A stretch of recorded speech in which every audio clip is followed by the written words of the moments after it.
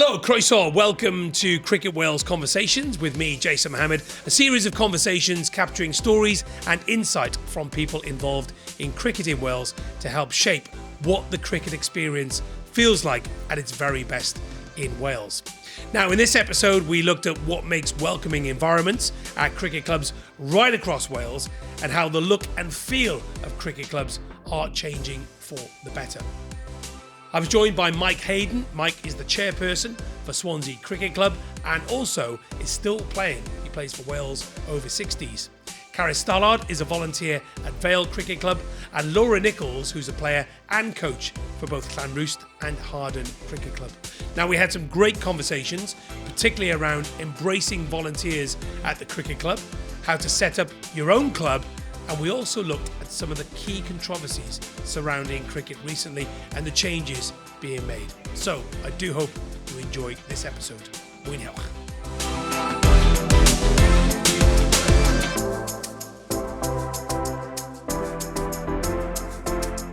Mike, Carys and Laura, hello. How are you all? Well, good, thank you. Well, Thank you very much indeed for doing this. Hope you're all keeping well. Yeah. So I suppose, first of all, Carys, let me start with you, if I may, and ask you, where do you think cricket is in Wales at the moment in terms of the welcome that you get when you go to a cricket club and also perhaps the atmosphere when you go to watch a professional game of cricket? Well, I think it's a pivotal moment really for cricket in Wales and in England with everything that's happened. I think we've got to really make sure that everyone is welcomed, whatever level of cricket they play and, you know, whichever grounds they go to, international cricket and club cricket. So mainly, I think, from a club cricket point of view, our club has changed a lot in the last, say... And your club is? A Vale Cricket Club. Yeah. In the last 5 years, mainly welcoming more women to the club. So I've been involved in the club for well over a decade, but I remember days when, you know, I was the only woman on the cricket committee. But we had a cricket committee meeting the other night and there were 3 women and 3 men, you know, and that's fantastic. But also in terms of playing, we've normalised the playing of cricket by women at the club. And I think that's brilliant. And, you know, we've had our first gay kiss in front of the pavilion. So for me, it's just brilliant to be able to transform the game in that way, make sure that everyone is welcome, whatever their background, gender, race, all of it. Yeah. Mike, tell us about your club and where you see the game at the moment. Yeah, I'm chairman of Swansea Cricket Club. Been involved with the club initially since the early 80s, so seen a lot of change in that time. I would sort of concur with the comments made that I think cricket, from a club perspective, is on and up in Wales. Cricket Wales brought a lot of focus to participation, and I think through lockdown, cricket was one of the sports that was proactive in terms of getting the game on, whereas lots of other sports struggled in terms of, you know, contact sports. So cricket, I think, picked up a lot of interest and members during that period, and working hard now to sort of to grow those numbers further. It's a very diverse sport, so we're in a city centre environment, which is completely different to Vale, but attracting and keeping members from a wider community has been really important to us, and our growth in that area has been fantastic in the last few years. But it's a journey, and you have to work hard at it. But I would say from a club perspective, things are on the up in cricket in Wales. That's great to hear. Laura, hello. Tell us about your club. I've got 2 clubs. I'm a bit cricket crazy at the minute. I play for Llanrwst men's second team, so it's mixed, obviously, and then Hawarden ladies. So that's 2 opposite sides of the country, pretty much of North Wales. Right.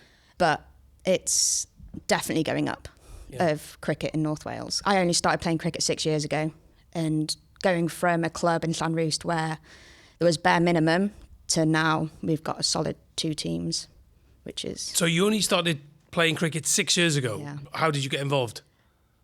I was at university and there wasn't a cricket team for women, and I helped set that up.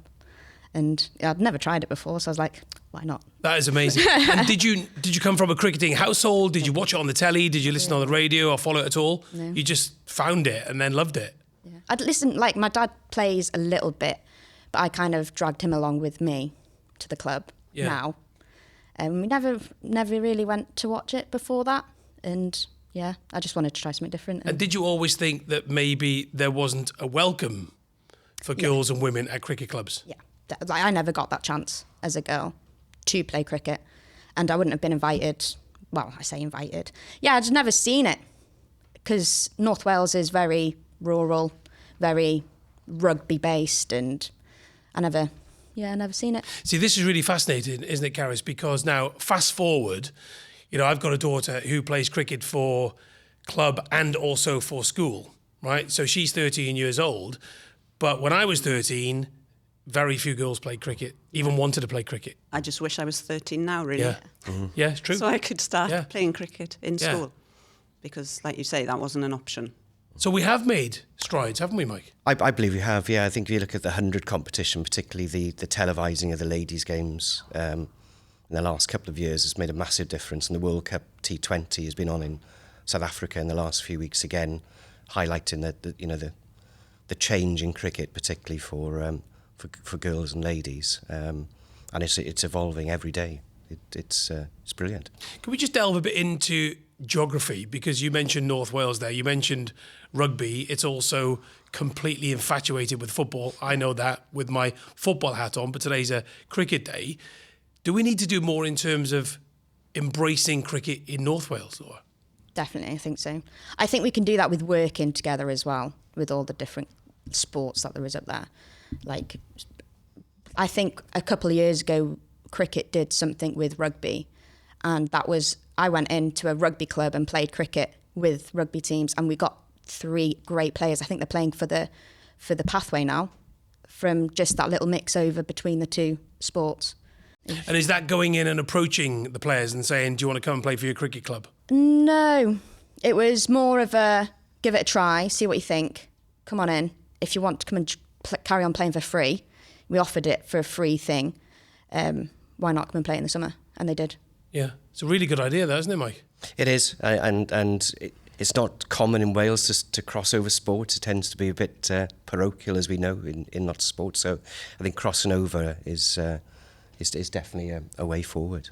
We've certainly done that within the local community. How do you grow the game, Carys, from your club's perspective? Is it very much starting with the young kids and saying, this is your club, so play at junior level, and then hopefully then you can make it to the seniors and play for the first, seconds, third, fourths? Yeah, I think obviously the junior section is where the players of the future come from. So with women's cricket, there's now more than one route into the game. You've got, older women who want to try it for the first time. You've got girls who come up through the junior section playing alongside boys, but they're a minority. And you've also got girls who play a bit of softball, dynamos, and then they come to play softball cricket with the women. And then maybe after a couple of years, they think, I'll try hardball.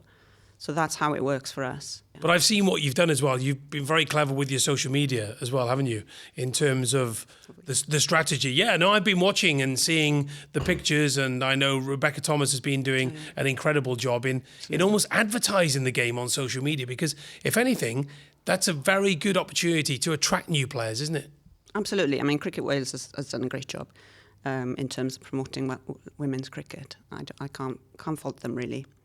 So, yeah, I think that's transformed the cricketing community. Mike, do you see the same thing in terms of players who stay at the club from a junior level, moving their way up?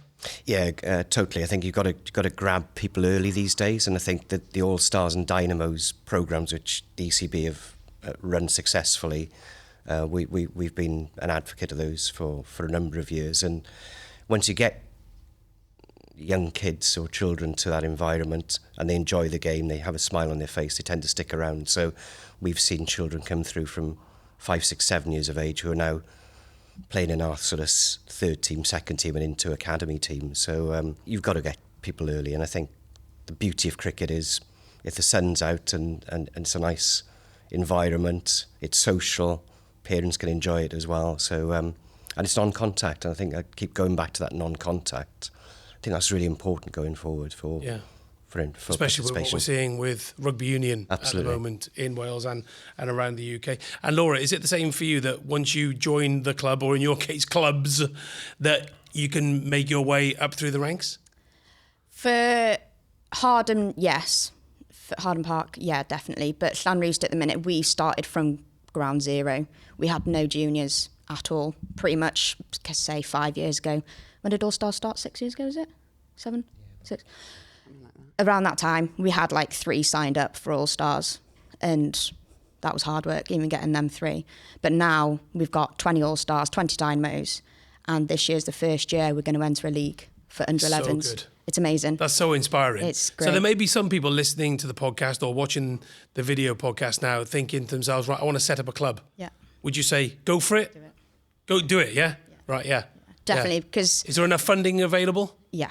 Yeah. Yeah. Like one year we struggled to get a Dynamos because you had to get like 10 sign up to get any kit, but we couldn't get that many, and Cricket Wales like lent us the kit to be able to run it for those 3 kids that did sign up, and it was great. And the year after, they told all their friends. We had 20 the year after. So good, isn't So it? it was fab. Yeah. Our journey is very similar to that, because 5 or 6 years ago, the club was in disrepair. We had very few juniors, 1 junior team left, and that was all we had. And we decided to start from ground zero again. And 6 years on, we've now got age group teams at 9s, 11s, 13s, 15s, and 17s. So it's hard work, but you've got to start at ground. Yeah.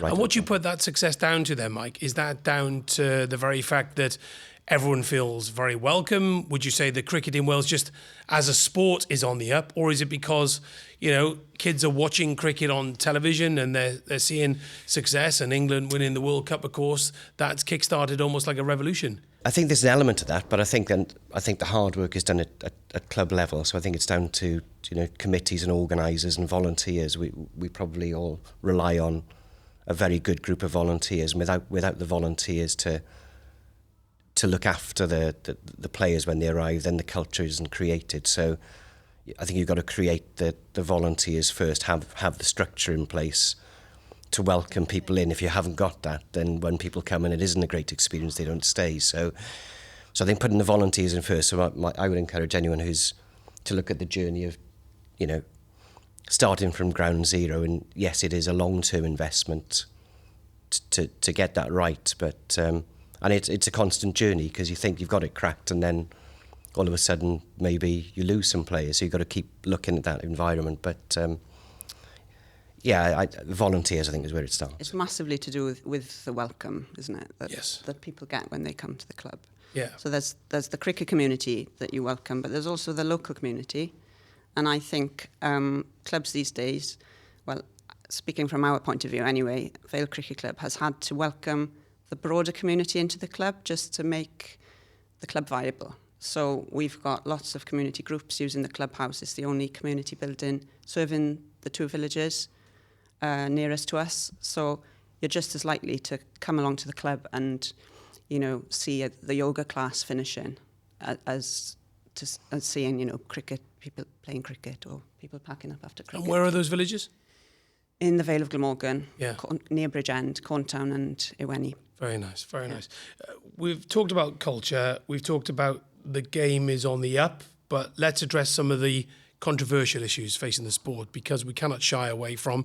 It's been a very difficult 2 years for cricket across the UK. In terms of Wales, Carys, do you think Wales is doing enough? Are Cricket Wales doing enough? Are you as clubs doing enough to attract people from our diverse communities around Wales?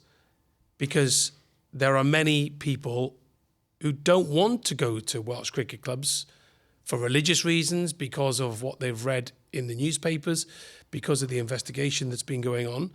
Are you doing enough? I mean, probably not. I'd love to do more. I think the drinking culture is a big problem, to be honest. And it's something that's quite hard to push back against, because the bar is just the focus after the game. So it is a challenge. I'd love to do more. I don't know, the link between sport and alcohol is just one of those really tough things to break, isn't it? Well, this podcast is only 20 minutes long. I think we need a podcast for about 2 hours to talk about sport and gambling and alcohol and the links. Yeah. You go back to the 70s and the 80s when, way before you were born, Laura, but Carys and Michael remember this, when tobacco companies were sponsoring all the major television live sporting events. Yeah. Now, you mentioned that to young people, they're like, what? That actually happened? Yeah. And snooker players used to drink before taking a shot on live television. What? Really? Pints? Yeah, that actually happened. So in a way, we need a longer podcast to discuss that, and I'm sure we'll do that at a later date. However, Mike, there is a massive challenge, especially within the Islamic community, because we're talking about Wales potentially missing out on some very talented cricketers. So are you doing enough? Can always do more, but I feel we're on the right road with it. If you look at our community around St Helens, the old county ground, very little housing in that area. So the most local community to us is the Sandfields in Swansea, which is extremely diverse. So we've made links through Swansea City Council through to the BME community and to the East community. So we've arranged some taster days in the last couple of years. And I would say from a demographic, our junior section is nearing 50-50 in terms of diversity from that community. So we don't have the same issue in terms of the bar because we haven't had a club house facility at St Helens to use. We've recently had a grant through the county grant scheme awarded to build a community room. But it will have an element of a bar, but it's been set up more as a coffee, tea environment with a kitchen rather than a bar. Maybe that's what you need in a way. It's almost like, do we kind of almost like reinvent the pavilion and the clubhouse? So ours will be very much a sort of tea, coffee environment. Yes, there will be cans not on display. Saturday tends to be the day where the senior players enjoy a drink, but we find that sort of opening a little tuck shop in our junior evenings in the last couple of years, which has been an equipment shed until next season, which will be a proper kitchen. So, but yeah, I think we don't have that same issue, but the big issue is around how do you attract and keep people engaged from the community. Yeah, and I think from all communities. Yeah, all communities. Yeah. Because Laura, we do know, don't we? We know that there are some people who feel as if there's not going to be a welcome at the clubhouse, and we need to change that completely. Yeah, I've seen that from starting 6 years ago of how clubs have changed with that. So clubs spring to mind where it's been a dark, dreary place where I walk in and, it is full of old men, and as a young female walking in there, I'm like, okay, I'm just going to head straight back out again. And, there's no change in rooms. Did you feel intimidated or did you just not feel welcome? That's it, yeah. But I've played sport my whole life, so I've kind of just got on with it. But a lot of females would just turn away and be like, no.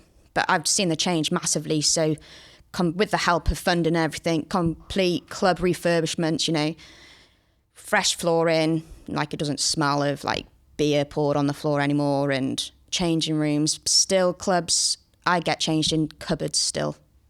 I'm fighting away kit bags to just get changed. Sometimes it's easier to just go dressed, but I don't really want to do that. You don't want to be doing that. No. But absolutely. But I'm thankful that the league have let me play with the men, because I wouldn't have been able to play cricket at all from where I'm from if I wasn't allowed to do that. That's why I have to travel to Hawarden to play hardball cricket, because we've got a great softball league now in the north. We've got 11 teams this year for the softball, but I'm too good for that. Not being big-headed or anything, but I need to play hardball. So I've got to travel an hour for my home ground and then probably another hour past that for away games because we're in the Cheshire League. Right, okay. But it's definitely getting better. Yeah. What would you say, Mike? What would be the answer? If you had the funding, what would you do to change like Laura's perspective, but also how would you attract more young kids from our diverse communities to say, right, I'm going to travel, I'm going to go to Swansea to play because they've got an amazing initiative there. I'm going to Vale. I'm even going to get on the A470. I'm going to drive to Hawarden and play up there because they've got an amazing structure. What would you do? It's a really difficult one, isn't it? It is a really difficult one. I think physical facilities do make a difference. So I think having separate changing facilities, modern changing facilities, multi-faith rooms. Does it always come down to money, do you think? Will it always come down to funding? An element, I think, will always come down to funding because, unfortunately, there isn't a lot of money in Wales for anything. So asking for money for upgrading of change rooms, facilities, and as Laura said, historically, these facilities were built at a time where you didn't need to worry about those sorts of things, I guess, and lots of change rooms aren't fit for purpose for anyone, let alone a team of young girls.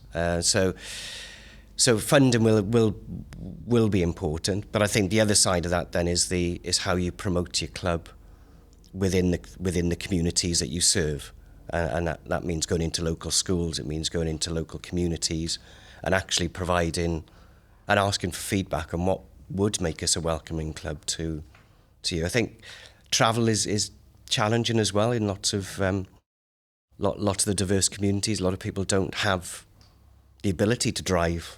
So I think having more teams created in local environments or centres where people can walk to is important. Difficult in rural environments, but in a city environment, then it's possible. There's one aspect of cricket I'd like to just touch on, just to round up, if I may. And banter is something that has been very much at the heart of the discussion about the future of cricket and the controversy. So, Carys, let me start with you. Let's understand banter in cricket, when it works and when it doesn't. Well, I just think words are really important, and you've got to use words very carefully.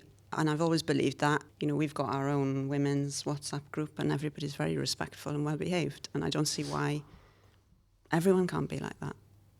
Behave yourself, isn't it, Mike? Absolutely. Yeah, without doubt. I think culturally, it's not acceptable at any level. I don't think banter is acceptable in society these days. So we've got a very strict policy. If we spot any comments in any of our WhatsApp groups, we remove people from groups and just make it known it's not acceptable. We're the same. Yeah, we've got pretty strict on that as well with ours. Like, it's pretty much a WhatsApp group for cricket. And if they want to go and have banter, they can message them directly. Yeah, zero tolerance approach in your clubs. It's very good to hear. And Carys, just finally, 10 years from now, Vale Cricket Club, where would you like it to be? How does it look? Ooh. We'd love to have a new indoor facility so that we can make cricket a year-round sport and also welcome the community into our club all the year round, so that it's not a niche sport that goes on at the edge of the village. It's central to everyone's life. Oh, lovely. Mike? Very similar. Difficult. We're not our own landlord, so we rely on partnerships with the rugby club and with the local authorities. So I think for us, it's maintaining their interest to maintain the facilities to the level they are on the playing side. On the non-playing side, definitely separate changing rooms, new changing rooms for ladies and for gents, so you can have that sort of separation, and just facilities that are welcome for everyone. Yeah, Laura, 10 years from now? I'd like to play a bit closer for a women's team to home, hardball, but to give kids that opportunity as well, to not have to travel and rely on everybody. And for Llanrwst to get a full squad of every age group would be great, because they're there, kids are there, just need to grab them in and get them playing. So we talked about communities, Carys, but also it's very important that Welsh Cricket Wales, embrace the Welsh language.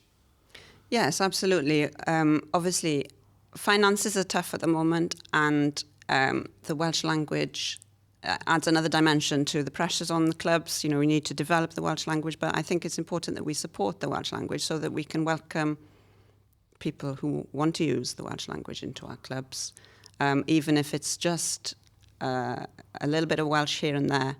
I mean, the area where our club is not a particularly Welsh-speaking area, but there are people there, and once you start using a bit of Welsh, you find they come out of the woodwork. Mike, what about the Welsh language at Swansea Cricket Club?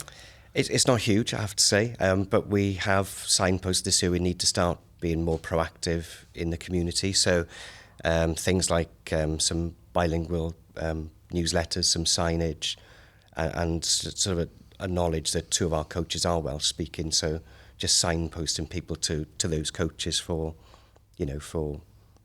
general help should they need it. So we need to do more. Yeah. And Laura, in Llanrwst and Hawarden, you've probably got a lot of Welsh speakers as well, haven't you? Llanrwst especially, yeah, very rural. We've pretty much had to translate all of our social media posts, and we've had more engagement from those posts than we did on English only. So I'm in charge of the social media, and I've got a WhatsApp group of 2 of the lads who speak Welsh, and they translate it all for me, and we get it up on there, and we have huge engagements. And because it's all pretty much every kid who comes in is from the Welsh school, so they will pretty much speak Welsh. So it's really good. And Mike, just finally, somebody tells me you're still playing over 60s cricket, is this right? Yeah, that's correct. I actually went to the over 60s Cricket World Cup on the Sunshine Coast last October. So my first club game of cricket was at 13, and at 61 still going. Fantastic. So we had our dinner in Swansea last week where the over 60s and over 70s had a cricket dinner. We run 4 teams at over 60s, 3 teams at over 70s, and a couple of guys in the 70s who've got over 100 games for Wales, which is quite amazing, really, isn't it? But yeah, it's a game for life. It's amazing. That's fantastic. So if there are young people listening, get involved with Cricket Wales. Get involved with cricket, because you could be like Mike, playing for Wales on the Sunshine Coast at the age of 61. Absolutely. If that's not a great advert for Cricket Wales, I don't know what is, Mike. Thank you all very much indeed. Carys, Mike, Laura, diolch yn fawr iawn. Thank you very much indeed. My thanks to all my guests. I hope you enjoyed this episode of Cricket Wales Conversations as much as I did. Now, we tackled some very important issues and heard real stories from the cricket community here in Wales. We know we're in a good place, but there is still also plenty of work for us to do. And Cricket Wales are here to help. If you need any help with anything from establishing or building your club to engaging people from all backgrounds, I encourage you to get in touch with Cricket Wales for assistance, information and funding. Don't forget, you can watch and listen to more conversations I've had with people from all aspects of the game in Wales, as well as how to secure funding for your club on the Cricket Wales website and social media. And we'd also like to hear your thoughts on these subjects, so please do get in touch with us. But from me, Jason Mohammad, for now, hwyl fawr.